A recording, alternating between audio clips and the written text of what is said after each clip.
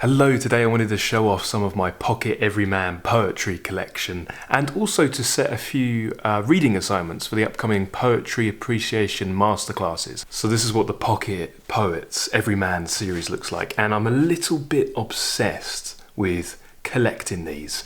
As you can tell, they're absolutely gorgeous. They come in lots of beautiful different colours, like Whitman here is in a sort of deep, lush, verdant green. I think the colour of the bookmarks and the lettering is beautiful. For Whitman it's gold, and then the paper quality is just very, very, very high quality. The font is gorgeous, it's really, really beautiful, and the selection of poetry themselves is fantastic. So that one's Whitman, Walt Whitman. In a lighter green we've got Tennyson, that's Alfred Lord Tennyson. We've got Keats, he's one of my favourites here. All the best poems are in there. Ode on a Grecian Urn, Ode to a Nightingale, the St. Agnes's Eve is there, La Belle Dame Sans Merci is there. We've got, in a deep sort of dark blue, which I think is very, very suiting, Emily Dickinson. And there are some wonderful choices in this one. We've got Yeats, you probably know Yeats, and I think sort of this pale grey suits him very well. Lake Isle of Innisfree, yeah, The Second Coming. We've got another green, that's Shelley, a romantic poet. If you haven't read Shelley, I know he's a little bit scorned in our time. Some people think he's an adolescent poet. He's absolutely not, he's wonderful.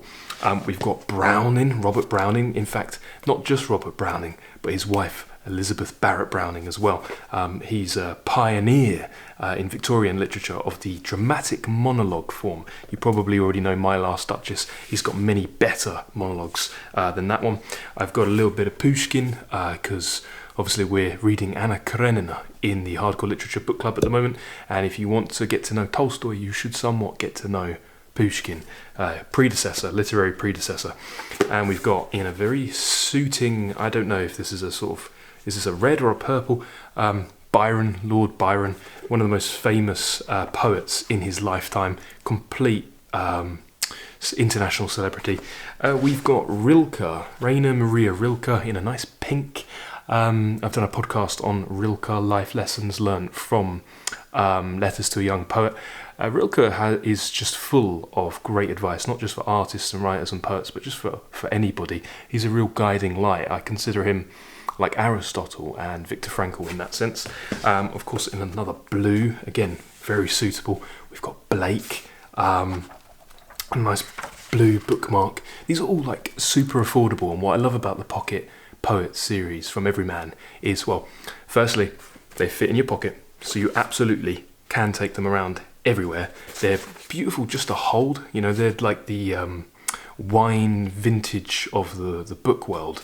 You just want to hold it and play with it and flick through it. It's really nice. So we've got Blake there, and then of course we've got Thomas Hardy, great novelist, some might say an even better poet. So it's a good collection. They're all super affordable, unless you start going crazy like me. I can't help it, I'm somewhat addicted to collecting them. Anyway, the poems that I'm going to set for the Hardcore Literature Book Club and for the upcoming podcasts, most of them will be available in these Pocket Poet Everyman editions. So pick one up and you'll have most of the poems in there. So let's get into the reading assignments. So these are the poems that we're going to be looking in the Poetry Appreciation Masterclasses, and we're going to do this alongside our next big read. Our current big read is Anna Karenina. Our next big read is Dostoevsky's Crime and Punishment, which we'll be doing over 6 weeks. We'll also be doing short stories, short story appreciation, short stories by Chekhov and Turgenev. But the poems, first we're going to be looking at Robert Browning. Yeah, where is he in this collection here? There he is, Robert Browning. And what I love is the dust jackets of the Pocket Everymans. They're also really nice. You know, there's a picture of this, like a scene of Florence, Italy, where Browning resided for a lot of his life. But I just like taking the jackets off, nuding them. So for Robert Browning, we're going to be looking at Childe Roland to the Dark Tower Came, really haunting poem. We're going to be looking at Love Among the Ruins. We'll be looking at some of his musical poems, such as a Toccata of Galuppi's. We'll be reading Caliban upon Setebos. Andrea del Sarto, dramatic monologue, and Fra Lippo Lippi. And if you're feeling particularly fearless, and Browning is a difficult poet, he's a grotesque poet, you either love him or you hate him, and he is under-taught these days. But if you love him, I will offer intrepid, fearless readers and lovers and relishers of Browning to embark on a reading of the selections from the massive The Ring and the Book as well. We'll also be looking at Emily Dickinson. Emily Dickinson is a very difficult poet. One of the most difficult, maybe the most difficult. You cannot exhaust her, you cannot get to the end of her. Her consciousness is beyond complex. Complex would be an understatement. We'll be looking at the following poems by Emily Dickinson. Because that you are going, had this one day not been, there's a certain slant of light, tell all the truth, but tell it slant, we grow accustomed to the dark, and because I could not stop for death. Those are going to be very, very difficult classes, and you might come away with a headache, but you'll also come away with as many rewards in proportion to the effort that you bring to them. And that's for the Hardcore Literature Book Club. So you might want to read those ahead of time, or we can read them together for the first time. Upcoming Hardcore Literature podcast episodes, we're going to be looking at short stories by Ernest Hemingway.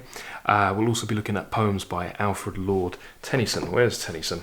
Tennyson is one of my personal favourite poets. Again, under-taught these days. But that's a real shame. We're going to try and rectify that. And we'll be reading Tithonus, we'll be reading Ulysses, we'll be reading Lucretius, and we'll be reading Mariana. These are perfect poems. We might also rifle through some of the best stanzas of Tennyson's long In Memoriam, which he wrote whilst grieving for his dearly departed friend.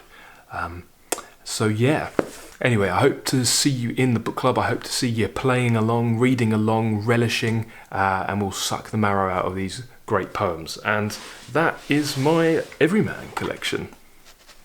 Have a nice day and happy reading.